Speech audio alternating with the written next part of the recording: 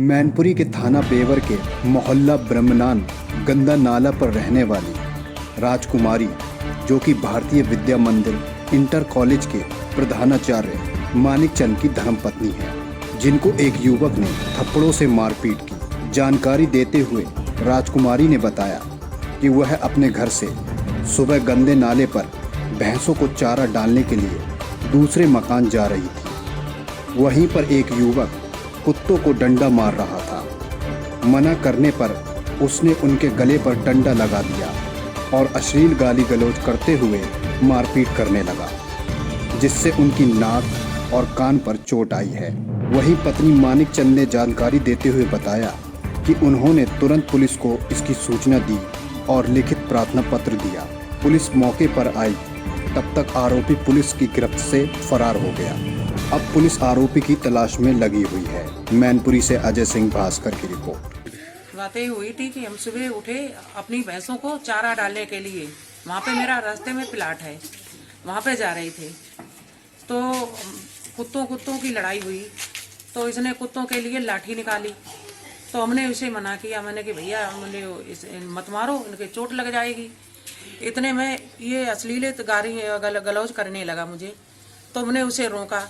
आके मेरे गले से इसने लाठी लगा दी और हमारे 2-4 थप्पड़ इसने मेरे पास आके और मारपीट करने लगा। हमने जब रोका तो गालियों और गलत सलत और गाली गलौज देने लगा। फिर भी उसके बाद हम गए थाने में मैंने FIR की।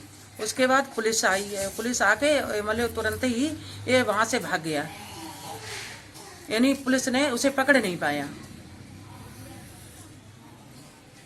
क्या नाम है आपका? मेरा नाम राजकुमारी है, मोहल्ला ब्रह्मनान है, बेवर में रहने वाली हूँ।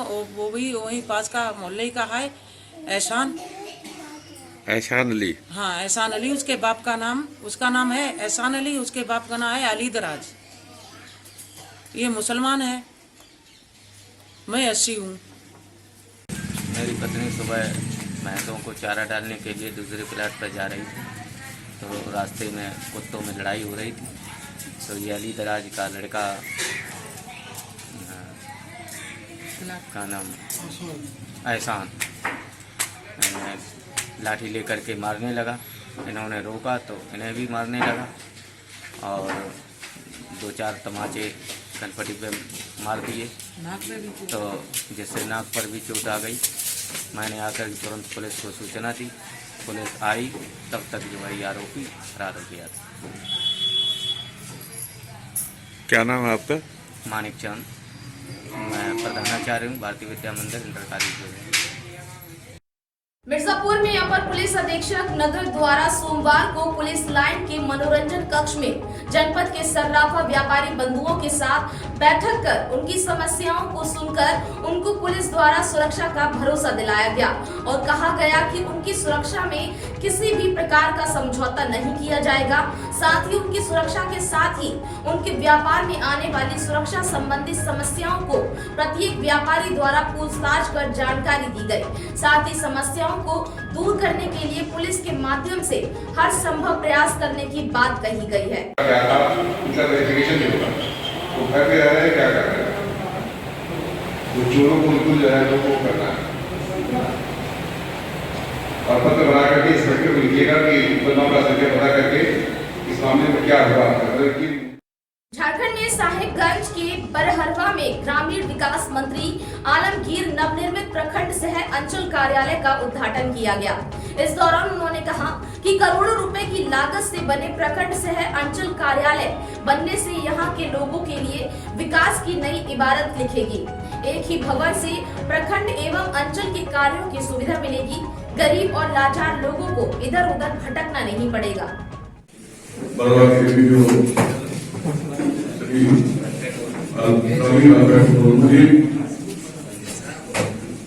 और यहाँ पर उपस्थित हमारे मंच में प्रखंड कौशल जी, बरकर जी, नासिर जी, मुफक्कर साहब, कमलार जी, गुलाम जी, हिदायत साहब और मेरे सामने आसीन सम्मानित मुखिया, सभी दलों के कार्यकर्ता प्रतिनिधि, युवा साथी और देश विदेश सभी को मेरा आदाब सलाम। देश आज झारखंड राज्य में लातेहार के महुआ डांड में देश में महिलाओं के खिलाफ बढ़ते आपराधिक मामलों को देखते हुए पुलिस अधीक्षक प्रशांत आनंद के निर्देश अनुसार बुधवार को एसडीपीओ रतिबान सिंह और थाना प्रभारी महेंद्र कुमार करमारी ने चटकपुर ग्राम में महिलाओं के साथ सीधा संवाद करते हुए महिलाओं की सुरक्षा को लेकर जागरूकता कार्यक्रम चलाया। इस दरमियान एसडीपीओ रतिबान सिंह ने महिलाओं को सभी तरह की कानूनी जानकारी दी, साथ ही महिलाओं को डाइन, बिसाही और किसी तरह के यौन और घरेलू शोषण के प्रति जागरूक किया, साथ ही कानूनी प्रावधान भी बताया। के लिए कानून बनाया हुआ है। अगर किसी महिला को गांव में कोई डाइन कह के केवल पहचान भी कराता है, उसके लिए भी सजा का प्रावधान। कोई केवल डाइन कह देता है, उसके लिए अगर कोई ओझा बनता है कि नहीं हम ओझा हैं, और ओझा अगर किसी को कहता है कि नहीं ये डाइन है, कोई आदमी गया कि मेरा बच्चा बीमार है, ओझा देखने तो ओझा कह दे के तुमको तो फलना जो है तो कुछ कर दिया, तो उस ओझा को भी दंडित करने के लिए व्यवस्था किया होगा। आप उस ओझा के लिए जो भी अलग अलग है, यहाँ कोई बैगा बोलता है, कोई क्या क्या आप लोग लोकल लैंग्वेज में भी बोलते हैं, उन लोगों के बात पर भी भरोसा नहीं करना। आमतौर पे होता क्या, जैसे अभी कोरोना चल रहा है, कोरोना के बारे रांची मांडर के चानहू में लद्दाख में शहीद चौरैया के आर्मी जवान अभिषेक कुमार साहू को बुधवार को उनके पैतृक गांव में अंतिम विदाई दी गई। अभिषेक 25 अक्टूबर को लद्दाख में ड्यूटी के दौरान आतंकवादियों द्वारा लगाए गए लैंड माइंस का शिकार हो गए थे।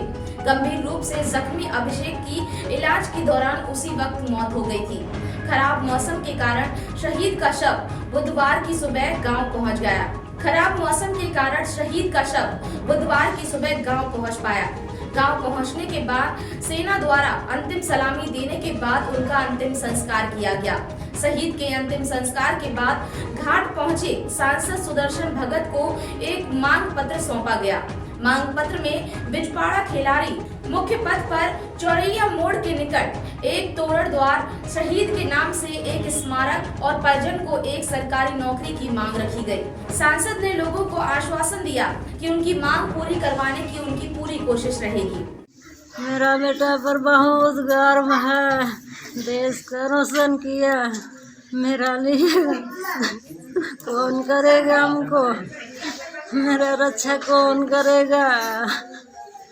आपका नाम क्या हुआ? मेरा कांति देवी नाम है। आपके कितने बच्चे थे? मेरा 3 बच्चा है। उनके अलावा और कोई नौकरी भी करता था? कोई नहीं करता था, घर उन्हीं के भरोसे चलता था। उसी का भरोसे घर चलता। मेरा पति भी नहीं है, बहुत परेशानी से हम बाल बच्चा बढ़ाए थे। चलिए, बहुत बहुत धन्यवाद। मेरा नाम परमानंद कुमार है, मैं अभिषेक का बड़ा भाई हूँ। हम लोग बचपन से साथ में कमाए खाए, पढ़े लिखे, बहुत अच्छा से रहे। 2015 में उसका आर्मी में जॉब लग गया।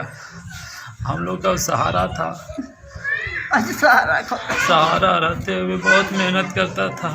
दोनों साथ में मिलकर मेहनत करते थे।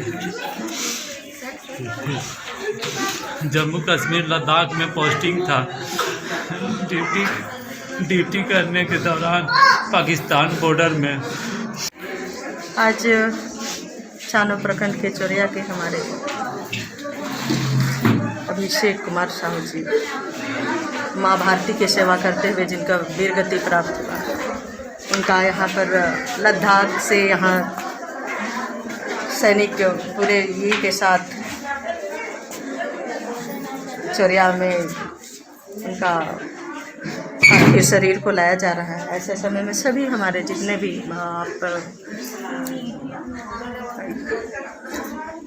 काठीटार से लेकर यहाँ तक जहाँ जहाँ भी सारे सड़क के दोनों ओर सभी लोग उनके अपनी पलकों पे बिछाए रखते हुए यहाँ तक स्वागत करते हुए लाए।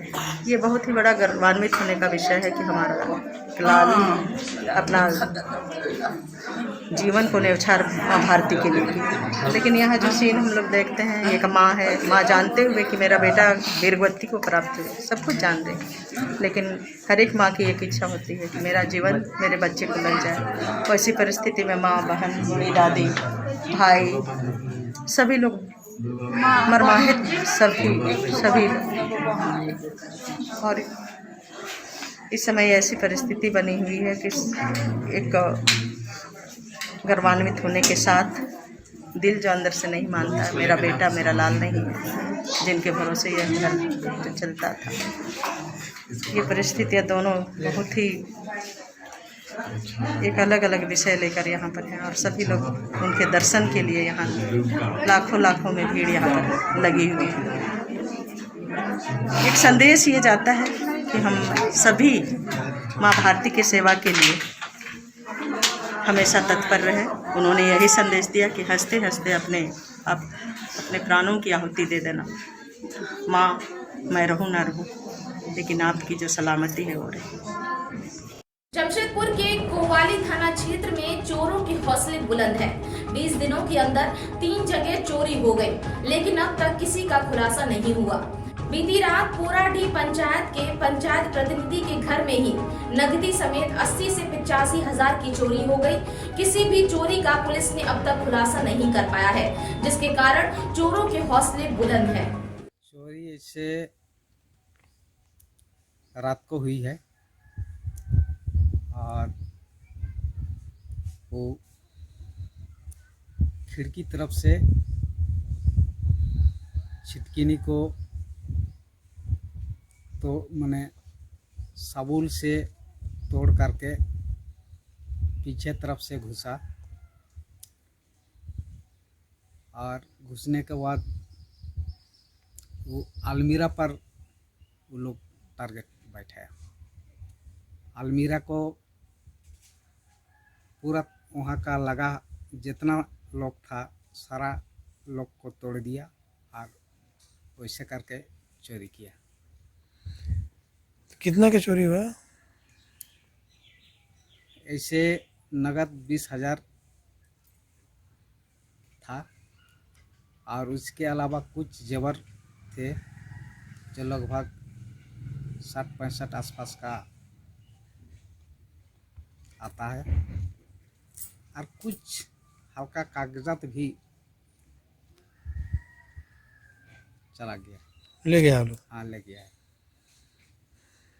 मैंने लगभग 80,000 का चोरी हुआ क्या? हाँ, ना शायद 80-85। मेरा पंचायत में अभी तक में एक चिंता ही हुआ है जो कि केसरपाल गांव के बगल में, और कुछ दिन पहले हमारे पंचायत में ही वो खरपाल गांव में भी हुआ चोरी, और परसों दिन मेरे ही घर में चोरी हुआ। अभी तक प्रशासन तो आया था लेकिन 2 चोरी हुआ, एक चिंता ही हुआ। अभी तक प्रशासन मैंने इसमें कोई किसी को मैंने पकड़ा ही नहीं। आखिर प्रशासन को ध्यान देना चाहिए, जो कि मैं एक प्रतिनिधि हूँ। एक प्रतिनिधि का घर में अगर इसी तरह चोरी होगा तो आम पब्लिक का घर में तो इससे अधिक की जो चोरी करने वाला का मनोबल बढ़ेगा। इसीलिए प्रशासन को गंभीरता से ध्यान देना चाहिए और आरोपी को जो चोरी करता है उसको मैंने इसी तरह आज मेरा घर में हुआ कल और किसी का घर में होगा, ऐसे ऐसे करके तो उन्हीं का मनोबल बढ़ेगा। मैंने प्रशासन को ध्यान देना चाहिए। कानपुर के किटवई नगर थाना क्षेत्र स्थित जूही बस डिपो वर्कशॉप में बुधवार शाम रुपयों के लेन देन की विवाद में दो कर्मचारी आपस में भिड़ गए। बस डिपो में सहायक मैकेनिक पद पर कार्यरत प्रमोद कुमार दुबे और वेल्डर राम प्रकाश में जमकर मारपीट हुई, जिसमें दोनों ही गंभीर रूप से घायल हो गए। यूपी रोडवेज एम्प्लॉय यूनियन के शाखा प्रबंधक रामनाथ वर्मा ने बताया कि प्रमोद कुमार दुबे अनाधिकृत रूप से ब्याज में रुपए बांटने का काम करता है।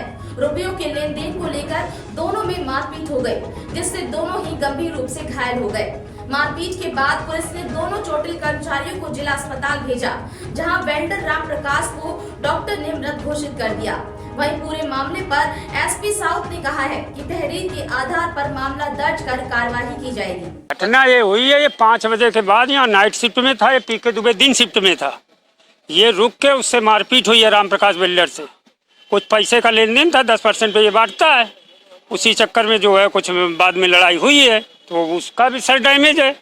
पीके दुबे का मैं 3 दिन में मार लिया अपना सर, और उसको मारा तो उसको होश नहीं है राम प्रकाश को, मतलब डैमेज है। अब जब तक डॉक्टर घोषित न करे मृत तब तक हम लोग क्या बताएं। कहाँ भेजा, क्या हाईलाइट इलाज के लिए अभी हमारे किदवई नगर थाने से हमारे कम से कम 25 सिपाही व एसओ तमाम लोग मौजूद हैं।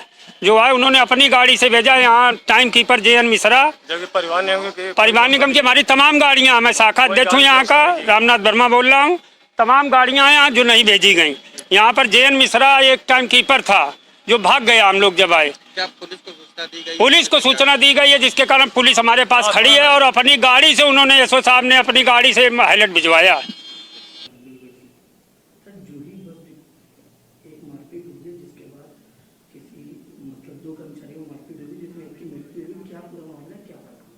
ये जूही बस डिपो में 2 व्यक्ति थे, एक राम प्रसाद जो वेल्डिंग का काम करता था और दूसरा प्रदीप कुमार जो कि मैकेनिक का काम करता था। इसमें ये बताया कि दोनों को पैसों के लेन देन के मामले में उनकी आपस में मारपीट हुई। दोनों काफ़ी घायल थे, तो उनको जब हॉस्पिटल में एडमिट करवाया गया तो उनमें से एक जो राम प्रसाद माथुर हैं उनकी डेथ हो गई है। इसमें उनके परिजनों से हम तहरीर ले रहे हैं और मुकदमा दर्ज करके हम आगे की कार्रवाई करेंगे। बीएसपी अध्यक्ष मायावती ने बुधवार को पार्टी से बागी हुए 7 विधायकों को पार्टी से निकाल दिया है। इतना ही नहीं, उन्होंने इस सभी विधायकों पर दल बदल कानून के साथ कार्रवाई करने की भी बात कही है। उन्होंने कहा है कि इस सभी विधायकों की दूसरी पार्टी की सदस्यता लेते ही उनकी सदस्यता बीएसपी से रद्द कर दी जाएगी। मायावती ने सपा पर निशाना साधते हुए कहा है कि उन्होंने साजिश के तहत 7 विधायकों को तोड़ा है, उनका झूठा हलफनामा दिलवाया। सपा को उसकी ये हरकत भारी पड़ेगी। मायावती ने कहा कि बसपा पर बीजेपी से साठगांठ करने का झूठा आरोप लगाया गया है, लेकिन अब सपा को सबक सिखाने के लिए वे बीजेपी का साथ ले सकती हैं।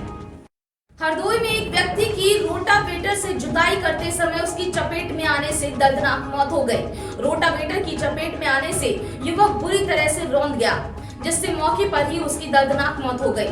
थाना सांडी पुलिस ने मौके पर पहुंचकर पंचनामा भरकर शव को पोस्टमार्टम के लिए भेज दिया है। ग्राम पंचायत पिंडारी के मजरा बिकवैया की दर्दनाक घटना है। झारखंड के निरसा में कोरोना संक्रमण काल के इस दौर में जहां कोरोना से बचाव के लिए व इसके फैलाव को देखते हुए जिला के उपायुक्त उमाशंकर सिंह द्वारा प्रशासन को कड़े दिशा निर्देश दिए गए हैं कि हर हाल में इनकी रोकथाम की समुचित उपाय किए जाए, किसी भी सूरत में इसे हल्के में न लिया जाए और हर संभव जांच का प्रयास किया जाए। इसी कड़ी में आज निरसा थाने के मुख्य गेट पर सघन वाहन चेकिंग अभियान चलाया गया। इस दौरान जिसने भी मास्क का उपयोग नहीं किया था उन्हें स्वास्थ्य केंद्र में जाकर कोरोना जांच कराने का निर्देश थाना द्वारा दिया गया और वहां से जांच के बाद जो पर्ची मिलती है, पर्ची को लाकर थाने में दिखाने के बाद ही उक्त जब्त वाहनों को छोड़ा गया।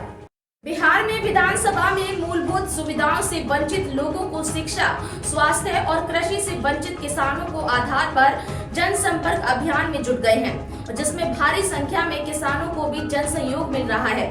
आइए देखते हैं कि लोक जनशक्ति पार्टी के प्रवक्ता महेंद्र भारती ने इस मुद्दे पर मीडिया कर्मी से बात करते हुए क्या कुछ कहा। तो सारा विकास जब बेटा जो है न्यायाधीश होगा तो पिता को डर किस बात का, खोजेगा तो 15 साल का विकास राजेश का उठाएगा। कुल मिला 5 साल से हमारे जो वर्तमान विधायक हैं कहीं भी क्षेत्र में घूमने नहीं गए। जब कहीं गए नहीं तो उनको क्या मालूम कि कहाँ हमारे लोगों को क्या कष्ट है। और एक बार निकले भी बाढ़ में घना इलाके में, तो गार्जियन को पा करके बच्चे जो हैं चिघार करने लगते हैं। अगर कोई कमी है तो हल्ला उसी के सामने करे। सुनने के जगह पर उन्होंने जेल भिजवा दिया। तो मेरा विद्यार्थी जीवन से ही लक्ष्य था कि जब हम नौकरी से सेवा मुक्त होंगे तो घर बैठ के आराम नहीं करेंगे। हर नौकरी पेशा व्यक्ति का यही ख्याल होता है कि जीवन में काम करके जब रिटायर हों हम, पेंशन हमको मिलता है, उस पेंशन से अपना जिंदगी बिताएंगे ठाठ से, आराम से, चैन से, कोई दिक्कत नहीं।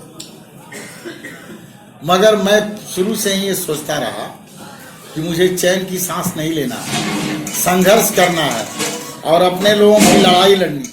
बिहार में वाल्मीकि नगर विधानसभा के दौनहा में रैली को संबोधित करते हुए राहुल गांधी ने केंद्र व राज्य सरकार को घेरते हुए कई हमले किए। और बिहार में आज पहले चरण के मतदान के लिए मतदान जारी है, वहीं दूसरे चरण के लिए रैलियों का रेला भी सज गया है।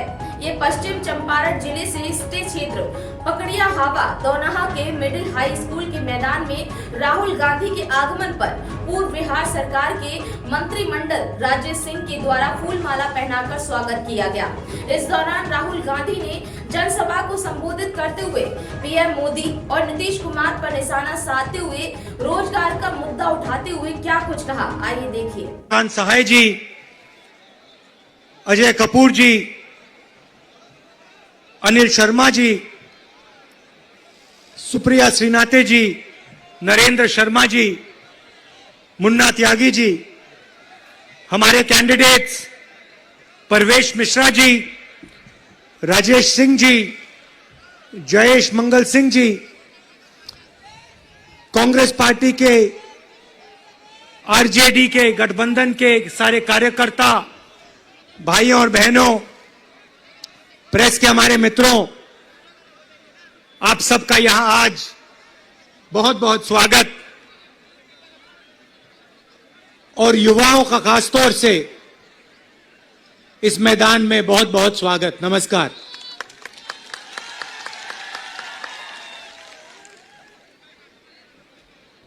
कुछ साल पहले प्रधानमंत्री यहां आए थे, याद है आपको? भाषण दिया था, याद है? आए थे हम, जैसे अब 2 दिन में आने वाले हैं। उस टाइम आए थे, कहा था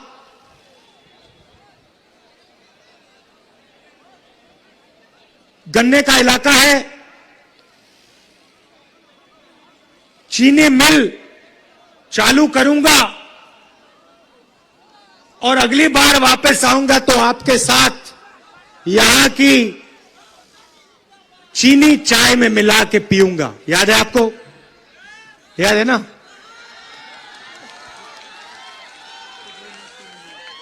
चाय पी आपके साथ, चाय पी आपके साथ ना। पंजाब में दशहरा हुआ, पहली बार मैंने देखा आमतौर से दशहरे में रावण, कुंभकर्ण और मेघनाथ के पुतले जलाए जाते हैं। पहली बार देखने को मिला कि पंजाब में दशहरे पर नरेंद्र मोदी जी, अंबानी जी और अदानी जी के पुतले जलाए जा रहे हैं। अजीब सी बात है। आमतौर से दशहरे पर रावण का पुतला जलाया जाता है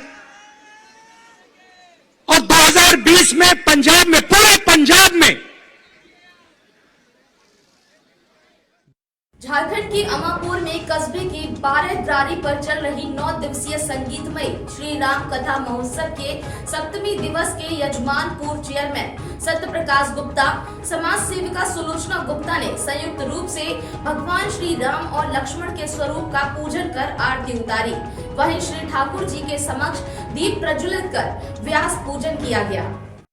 झारखंड राज्य के बोकारो जिले के 35 बोरमो विधानसभा क्षेत्र के उपचुनाव में चुनावी प्रक्रिया की तैयारी चरम सीमा पर है। अंतिम चरण में निर्वाचन अधिकारी बोकारो जिला के आयुक्त के सभी अधिकारियों को आवश्यक निर्देश देते हुए कहा कि बेरमो विधानसभा में कुल 87 बूथ बनाए गए हैं। केंद्र सरकार और झारखंड सरकार के निर्देश के अनुसार कोविड-19 के तहत सभी नियमों का अनुपालन करने के लिए निर्देश दे दिए गए हैं। कुल 87 मतदान केंद्रों को सैनिटाइज किया जा रहा है। मतदान केंद्रों पर जितने भी अधिकारी, मजिस्ट्रेट अथवा कर्मचारी हैं, सभी के इस्तेमाल की चीजों को भी सैनिटाइज कर उपलब्ध कराया जा रहा है। हर बूथ पर एक ग्रामीण नर्स तैनात रहेगी, जो कि हर मतदाताओं का थर्मल स्कैनिंग करेगी। झारखंड में पाकुड़ जिले के पाकुड़िया प्रखंड के रामघाटी गांव के आदिवासी टोला में विषैले भोजन खाने से 3 बच्चों की मौत हो गई, जबकि 2 लोग गंभीर रूप से बीमार हैं। घटना के बाद आदिवासी टोला में मातम पसर गया। प्राप्त जानकारी के अनुसार आदिवासी टोला के 36 साल के बबलू हेम्ब्रम अपनी पत्नी व 3 बच्चों के साथ रात में भोजन करके सो गए थे। अगली सुबह बबलू और उसकी पत्नी बीमार पड़ गए और इस बीच बच्चों को उठाने पर पता चला कि उनकी मौत हो गई। गंभीर रूप से बीमार बबलू व उसकी पत्नी को स्थानीय अस्पताल में इलाज चल रहा है। ये लोग घर में था ना, ये लोग खाना बनाया, खाना बना के खा लिए। खाने के बाद सब लोग का उल्टी हो गया, उल्टी करके पैखाना भी चलने लगा। तो हम लोग उतना नहीं समझ पाए। उसके बाद पूरा काहिल हो गया सब लोग। तो कैसे मैंने क्या खाना में फूड पॉइजन हो गया था या कैसे? उतना भी नहीं पता क्या हुआ क्या नहीं। मतलब खाना खा के ये सब खाना में क्या हुआ नहीं हुआ ये सब हमें पता। घटना और किसी से कोई दुश्मनी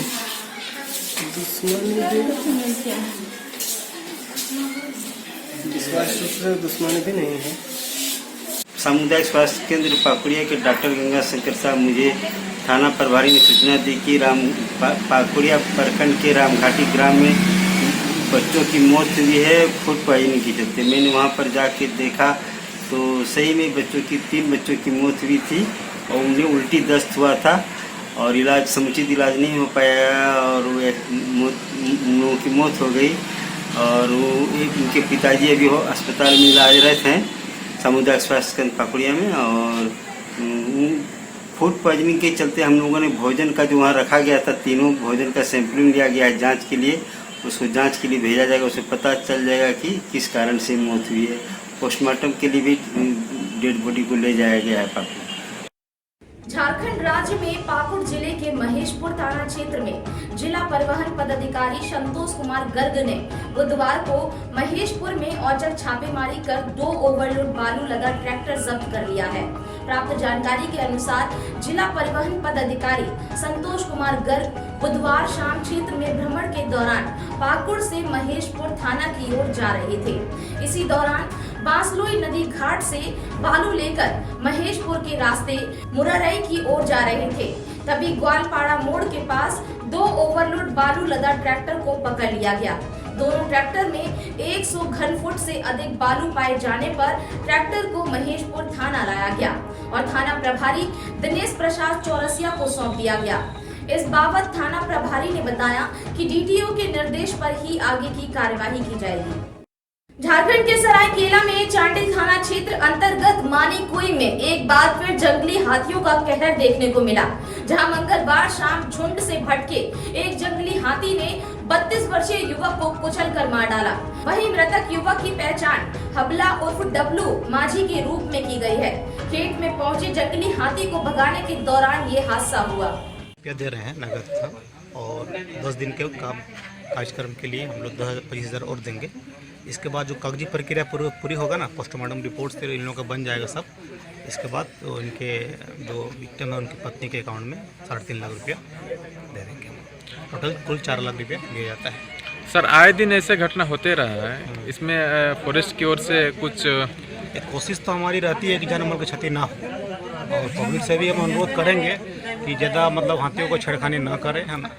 और सूचना मिलते ही सूचना हम लोग को दे और हम लोग टीम लगाते हैं। आज भी टीम लगी हुई थी, लेकिन दुर्भाग्यवश दुर्घटना हो गया। इसके लिए तो क्या क्या हो सकता है। मैं चांडिल प्रभारी फॉरेस्टर। आए दिन घटना तो घटे रहा, इसमें फॉरेस्ट को भी हम लोग सूचित करते हैं। और फॉरेस्ट भी अपने तरह से जो भी प्रावधान है, जो भी सिस्टम है, आप लोग सिस्टम में लगाते हैं। ना कहीं चूक हो जाता है डिपार्टमेंट से भी। तो फिर फॉरेस्ट से हम लोग यही आग्रह करते हैं कि बढ़िया से अब ये व्यवस्था को सुधारें। हाथी भगाने के जैसे शाम हो जाता, गांव में अभी धान का खेती भी पकना शुरू हो गया धान, तो हाथी पहुंच जाता है खाने के लिए। तो अपना जो लोग है हाथी भगाने का दस्ता है, उसको ससमय लगाया जाए। तत्काल फ़ोन भी करे, समय में उठाए, और व्यवस्था जो पटाखा उठाखा जो भी हो, लाइट हो, वो व्यवस्था किया जाए। यही है। बड़ी दुख की बात है कि चांडिल प्रखंड अंतर्गत मानिकुई गांव में एक आदमी का हाथी से कुचलने से मौत हो गया। अभी डिपार्टमेंट को हम लोग समय खबर किए आए भी हैं। और जो प्रावधान है गवर्नमेंट का, फॉरेस्ट का जो प्रावधान है, अभी 50,000 का प्रावधान है पहले अग्रिम देने का, लेकिन अभी रेंजर साहब नहीं है, वो बाहर हैं। तो फॉरेस्टर अपने स्तर से अभी 25,000 रुपया व्यवस्था करके अभी उनका परिजन को दिया गया है। 10 दिन बाद फिर 25,000 रुपया व्यवस्था करके देंगे। और जो भी और प्रावधान है 3.5 लाख रुपया, वो उनका वाइफ के खाते में 3.5 लाख रुपया पहुँच जाएगा। यही बात हुआ। अभी आग्रह करते हैं ताकि इस तरह का आए दिन घटना ना घटे, क्योंकि जान माल का क्षति हो रहा, जान माल का क्षति ना हो, इसलिए पहले ही पूर्व ही व्यवस्था किया जाए। इस फॉरेस्टर साहब भी हैं, इनको फिर मैं अभी फिर सूचित करता हूँ। सकारात्मक पहल होना चाहिए और उचित समय पर व्यवस्था होना चाहिए। चाहे पटाखा लाइट हो या हाथी भगाने का जो दस्ता है, उसको ससमय क्षेत्र में भेजा करें। पब्लिक को यही सूचना दें कि वो अपना जैसे शाम हो जाता तो हमारे क्षेत्र का जो भी लोग है, जो भी ग्रामीण क्षेत्र है, उस क्षेत्र का लोग जहाँ जहाँ हाथी गुजरता है, धान पकनी शुरू हो गया, वहाँ का लोग थोड़ा सा सतर्क रहें, सुरक्षित रहें, क्योंकि हाथी कहीं ना कहीं से इधर से न उधर से आ जाता है। इसलिए देख दाख के वो लोग निकले और तभी घर से निकले, नहीं तो कभी भी कोई दुर्घटना घट सकती है। इसकी सुरक्षा रखें, अपना परिवार को भी सुरक्षा रखें, और रात के अंधेरे में दिन देख के ही बाहर निकले। झारखंड के सरायकेला में आदित्यपुर थाना क्षेत्र में बीती रात एक बार फिर बेखौफ चोरों का कहर देखने को मिला, जहां पौराणिक शैव शिव मंदिर समेत आसपास के अन्य 3 मंदिरों में चोरों ने धावा बोलते हुए मंदिर के मुख्य गेट पर लगे ताले को तोड़कर दान पेटी समेत दान पेटी में रखे गए आभूषणों की चोरी की घटना को अंजाम दिया। घटनाक्रम के अनुसार पौराणिक दिंदली शिव मंदिर से सटे शीतला मंदिर, काली मंदिर और नवनिर्मित गणेश मंदिर के मुख्य गेट के ताला तोड़कर चोरों ने मंदिरों में रखे गए दान पेटी के नकदी समेत आभूषणों को चुरा लिया। आइए आपको दिखाते हैं कि मंदिर कमेटी के पुजारी ने इस घटनाक्रम को लेकर क्या कुछ जानकारी दी है। दान पेटी से पैसा चोरी हुआ है। लगभग जैसे CCTV कैमरा में दिखाया जा रहा कि 1:36 के समय हुआ। गणेश मंदिर से, माँ काली मंदिर से, माँ शीतला मंदिर से और भोले बाबा मंदिर से। कितना आदमी था पता है कोई? 3 आदमी था। 3 आदमी CCTV कैमरा का हिसाब से दिखाया जा रहा है। काला ड्रेस पहना है और मुंह में गमछा बांधा है। प्रशासन आया था क्या? प्रशासन आए थे, वो अपना CCTV भी देख के गए हैं। कितना का नुकसान हो गया? लगभग सब मिला के 70-80 हज़ार का होगा 4 मंदिर से। ये पहला घटना है क्या? इससे पहले भी चोरी हुआ है क्या? इससे पहले भी हुआ था। एक बार शिव मंदिर से सिर्फ वहाँ से दान पेटी से चोरी हुआ। शिव मंदिर से लगभग उस समय भी 30-40 हज़ार का था पैसा। अच्छा अच्छा।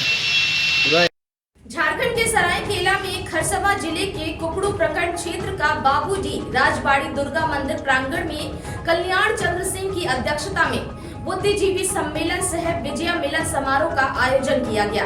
वहीं एक दूसरे को लोगों ने विजयदशमी की बधाइयां दी और बुद्धिजीवियों ने प्राचीन रीति रिवाज से भटक रहे समाज को बचाने के लिए आपसी चर्चा की और बुद्धिजीवी वर्ग द्वारा सामाजिक संस्कार व समाजवादी विचारधारा को अगले पीढ़ी के बच्चों में जगाने को एक अन्य सामाजिक कार्यों के क्षेत्र में निर्वाह करने के लिए बुद्धिजीवी संगठन का गठन किया गया।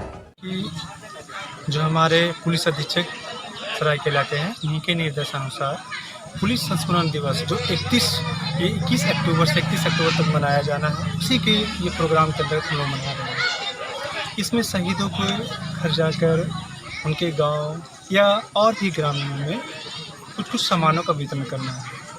उसी प्रोग्राम के तहत आज हमने तिरुल्डी ये जो प्रखंड है, उसी के अंदर जो गाँव रूप जो गाँव है, उनका हमने चयन किया और सारे चीज़ों को जो खासकर बच्चों के लिए जो खेल सामग्री उनको हमने यहाँ बंटवाया और शहीदों को याद किया और हमने ये शहीदों के बारे में यहाँ के ग्रामीणों को बताया कि ये किस तरह से लड़ाई करते हुए अपराधियों के बीच शहीद हो गए। यही हम लोग का आज सर आपने तो यहाँ कुछ बच्चों, खासकर आज हम लोग बच्चों के लिए ही आए थे और हम लोग नेक्स्ट जो प्लान हम लोग का है वो सारे ग्रामीणों को बुलाकर करना है। ये खासकर बच्चों के लिए था, इसीलिए हम लोग बच्चों को ही मोटो लेकर यहाँ हम लोग आए थे और जितने भी हैं वो जल्द ही हम लोग आने वाले हैं। उससे हमारे पुलिस अधीक्षक आएंगे और अपने कर कमलों से हाथों से सारा जो है यहाँ वितरण करेंगे। आपका नाम? मेरा नाम दिलीप पासवान है। Thank you. हरदोई में 27 अक्टूबर को कलेक्ट्रेट सभागार में जनपद में डेंगू, मलेरिया और अन्य संचारी रोगों की रोकथाम के लिए आहूत एक आवश्यक बैठक की अध्यक्षता करते हुए जिला अधिकारी अविनाश कुमार ने उपस्थित समस्त नगरीय निकायों के अधिशासी अधिकारियों और CHC, PSC के MOIC को सख्त निर्देश दिए हैं कि नगरीय निकायों में विशेषकर डेंगू और अन्य संचारी बीमारी की रोकथाम के लिए समस्त वार्डों में व्यापक स्तर पर सफाई अभियान चलाया जाए और स्वास्थ्य, नगर पालिका, पुलिस व आशा आंगनबाड़ी की गठित संयुक्त टीमों के माध्यम से हर वार्ड के प्रत्येक घर में साफ सफाई को लेकर सभी को जागरूक किया जाए ताकि डेंगू, मलेरिया जैसी संचारी रोगों पर रोक लगाई जा सके। जमशेदपुर में लॉकडाउन भारती की जिंदगी के लिए वह मनहूस रात बनकर आई जिसने उसकी जिंदगी को उजाड़ कर रख दिया। पति रथु महाकुड़ की मौत के बाद वह आज 2 लाख के कर्ज में डूबी हुई है। भारती के पास ना तो पेंशन है, ना ही आवास है और ना ही राशन कार्ड है। भारती के परिवार को रोजी रोटी की समस्या उत्पन्न हो गई है। दूसरे के यहाँ काम कर परिवार की गाड़ी चलाने में वह असमर्थ हो रही है। इस परिवार को पारिवारिक हित लाभ योजना का लाभ नहीं मिल पाया है। आइए देखिए कि इस पीड़िता का क्या कहना है। लॉकडाउन डेट हो गेलो घरे के এখন নাইকি আমাদের কার্ডের কারো নাকি ছানা পুনা আমাদের কারো নাম নাইকি তাহলে আমাদের সাউরে ছিল আছে এখন আর ওগা তো কাটাই যাবে আমাদের শ্বশুরের আর আমাদের মানি হাজবেন্ডের ছিল লেগা তো কাটাই যাবে এখন আমাদের 5 কিলো চাউলে কি কেমন আমি চলবো গরিব লোক আর আমার ছানা পুনা কারো নাম নাইকি 5 কিলো চাউল কি আমি দিন যাবে কেমন করে চলবো এটাই আমাদের আর কেউ না কেউ ঘরে চলাবার আমাদের বহু দিক্কত আছে। পেনশন পাও? পেনশনও নাই, গণও নাই, চাউড়িরও নাই আর কোনো নাই, পেনশনও নাই পাই। অনেকবার দিলেও আমাদের চাউড়িরও আসে না, কিছু নাই। আর এখন পয়সা পাতি নেই, আর কত হলে খরচা করবো। ওই জন্য আমাদের জানা আছে যদি কোনো রকম যদি করাই দিব ওইটা ভালো ওঠে। ওই রকম তেমন করে 2টা ছানা নিয়ে চলবো। 2টা ছানা আছে, ছোট ছোট ছানা।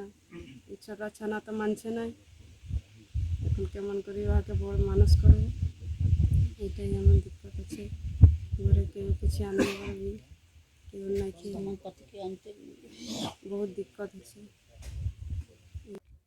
काफ़ी दयनीय है। ये रथो महाकुड़ का पिताजी 3 साल पहले देहांत हो गया। उसके बाद ये लॉकडाउन में रोथो का देहांत हो गया। इनका देहांत होने का कारण ये लॉकडाउन के चलते अपना सब्जी खेती बाड़ी करके बेचता था, लेकिन सब्जी बेच नहीं पाने के कारण बहुत टेंशन में था। टेंशन होने के चलते उनका ब्रेन हेमरेज हो गया। ब्रेन हेमरेज होने के बाद उनको ब्रह्मानंद ले गया। ब्रह्मानंद में इलाज हुआ, ऑपरेशन हुआ, कोई सुधार नहीं आया। फिर कांतिलाल में एडमिशन किया। किसी तरह इन लोग कांतिलाल में इनका देहांत हो गया। काफ़ी खर्चा हो गया, 2-2.5 लाख रुपया खर्चा हो गया। इधर उधर से कर्जा करके इन लोग ये किया है। क्या स्थिति है परिवार का? परिवार का स्थिति बहुत ही मतलब खराब है, जिसका बोला जाए नहीं। परिवार में कोई पुरुष है नहीं कमाने का। पेंशन मिलता है दोनों? पेंशन नहीं मिलता है, पेंशन मिलेगा भी नहीं। सरकार का जो नियम कानून है, पेंशन लेना मुश्किल है। एक पारिवारिक सूची चाहिए, बीपीएल चाहिए। तो बीपीएल तो 2002 में बना था, 2007 में बना था। उसके बाद बीपीएल बना ही नहीं। इन लोग का बीपीएल है नहीं, तो बीपीएल कहाँ से लाएगा या पेंशन लेगा? और ना पारिवारिक सूची का वो ये बना पाएगा। इन लोग का दौड़ धूप कौन करेगा? पर उसमें 2000 रुपया खर्चा है, वो पैसा कहाँ से लाएगा? अपना रोज पेट चलाएगा कि वो दौड़ धूप करके वो सब बनाएगा? इसलिए पेंशन लेना भी मुश्किल है। राशन कार्ड क्या स्थिति है? राशन कार्ड का स्थिति है, राशन कार्ड में 3 आदमी का नाम था। 3 आदमी में से 2 आदमी तो इसमें गुजर गया। अब सिर्फ 1 आदमी बचा है। 1 आदमी में से अभी 4 परिवार है। 1 आदमी का 5 किलो मिलेगा। अब 4 आदमी कैसे गुजर बसर करेगा? ऑनलाइन किया हुआ है, लेकिन बीएसओ प्रूफ हुआ है, डीएसओ प्रूफ नहीं हुआ है। ये लोग गरीब है। दूसरा नंबर, ससुर जी ने मेरा 3 साल हो गया डेथ होके। दूसरा नंबर, मेरा साला लॉकडाउन में गरीब के कारण पैसा बहुत महंगा हो गया, खाना पीना दूर हो गया, इधर उधर लटर पटर। इस कारण से बेचारा को थोड़ा भी टेंशन हो गया। उस टाइम वो गिर गया। हम लोग भर्ती किए थे ब्रह्मानंद में, कांतिलाल में। वहाँ एक हॉस्पिटल में था 15 दिन, ब्रह्मानंद में, और कांतिलाल में भी हम लोग भर्ती किए हैं। लेकिन अभी उधार हो गया है 2-2.5 लाख रुपया। ये बेचारी कहाँ से दे पाएगा पैसा? यही कारण है। इधर तो पेंशन उन्शन भी नहीं मिल रहा। और मुखिया से हम लोग बोलते हैं, गांव में बोलते हैं, बोलता है आप लोग कौन का कागजात नहीं है, ये नहीं है। ये लोग कैसे अभी चलेगा? ऐसे तो लोग को राशन कार्ड में पहले था 3 आदमी का नाम। अभी तो मेरा ससुर जी डेथ कर गए हैं। दूसरा नंबर, मेरा साला भी तो डेथ कर गए हैं। तो अभी बचा मेरा 7। तो 5 किलो चावल में सर कैसे बचेगा?